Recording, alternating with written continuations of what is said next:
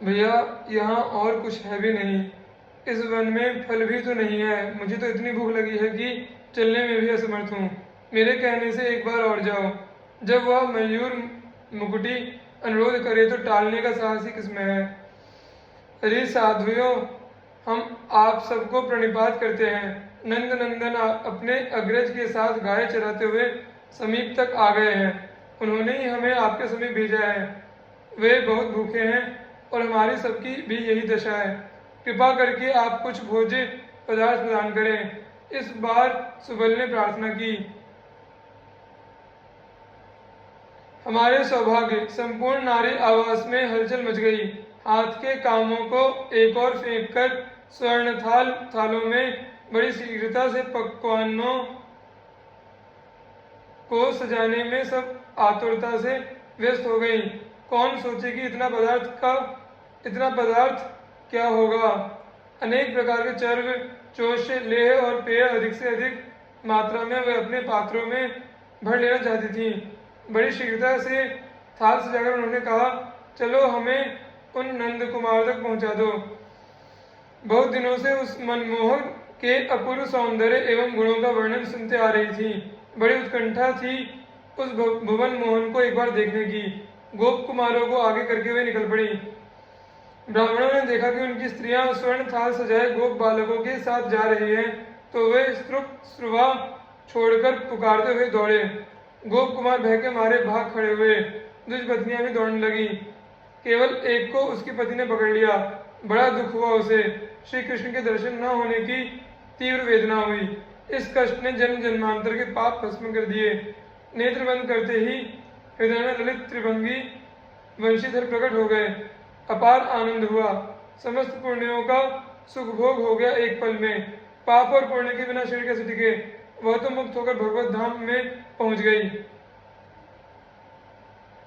श्यामम हिरण्य परिधिम वनमाल्य बरह धातु प्रवाल नट वेश मनुव्रतान से विन्यस्त हस्त मितरेण धुनानम जम कर्णोत्पला लक कपोल मुखाब्ज हासम। श्रीमद् भागवत 10:23-22। इंदिवर दल श्याम शरीर स्वर्णाभ पीताम्बर धारण किए, गले में वनमाला तथा कुंजाओं की माला, सिर पर मयूर मुकुट, अनेक धातुओं से शरीर को नटों की भांति सजाए, एक सखा के कंधे पर दाहिना हाथ रखे और बाएं हाथ में एक विकच कमल लेकर घुमाते हुए मनमोहन को विप्रपत्नियों ने दूर से देखा। उन्होंने कानों में अधखिले कमल पहन रखे थे।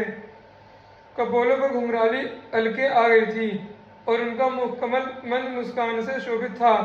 आकर उन दुष्पत्नियों ने स्वर्ण थाल सम्मुख रख दी और एकटक उस मनोहर मूर्ति को देखने लगी। आप लोगों का स्वागत। आपने बड़ा कष्ट किया, मुझे देखने आ पाई, यह ठीक ही हुआ। अब आप सब लौटें। आप लोगों के पति आपकी प्रतीक्षा में होंगे। आपके बिना उनका यज्ञ रुका रहेगा। बड़े मधुर स्वरों में श्याम सुंदर ने उनसे अनुरोध किया। आप इस प्रकार निष्ठुर की भांति न बोलें। आपने शरणागत का परित्याग न करने की जो प्रतिज्ञा की है उसे सत्य करें। अपने समस्त बंधुओं का अनादर करके हम आपके श्री चरणों के शरण में आई हैं। हमारा परित्याग आपके लिए उचित नहीं। भला हमारे पति, पिता, पुत्र और भाई हमें अपने घरों में अब क्यों रहने देंगे। हम आश्रयहीन हैं। हे सर्वाश्रय, हमें आश्रय दें। रोते हुए सबने प्रार्थना की। आप व्यर्थ शोक कर रही हैं। आपके पति आप लोगों का अनादर नहीं करेंगे। मेरे शरणागतों का तो देवता भी स्वागत करते हैं।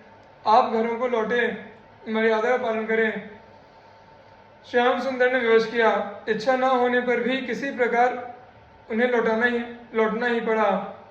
उनके जाने पर मोहन ने अग्रज तथा सखाओं के साथ उनके लाए अन्न को उत्साह के साथ ग्रहण किया। जो अवशेष रहा उससे वन के कपियों ने अपनी तृप्ति की।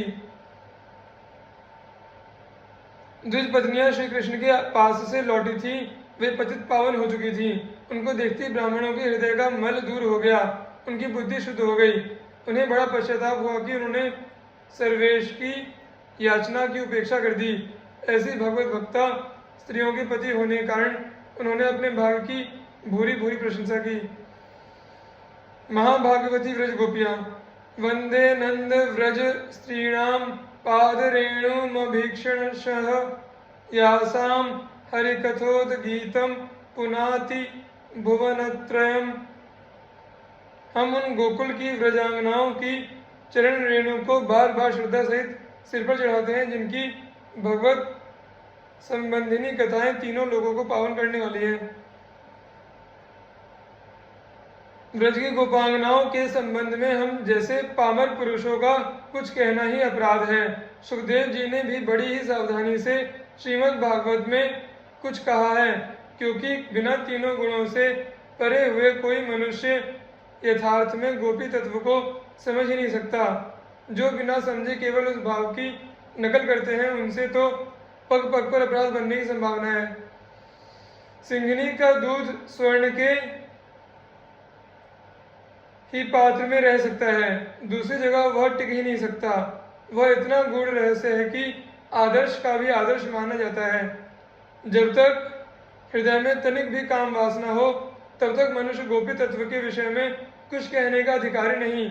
तब तक तो वह यम नियम संयम ध्यान धारणा जब तप योग आदि के द्वारा काम वासना का क्षय करे, तब उसे गोपी प्रेम की ओर बढ़ने का अधिकार होगा। इसके बिना किए बढ़ेगा तो गिर जाएगा। इसीलिए नारद जी ने अपने भक्ति सूत्रों में गोपियों को परम प्रेम का आदर्श बताया है। सूरदास जी कहते हैं, गोपी प्रेम की ध्वजा वे हरि की परमानंदिनी परमालादिनी शक्तियाँ ही हैं।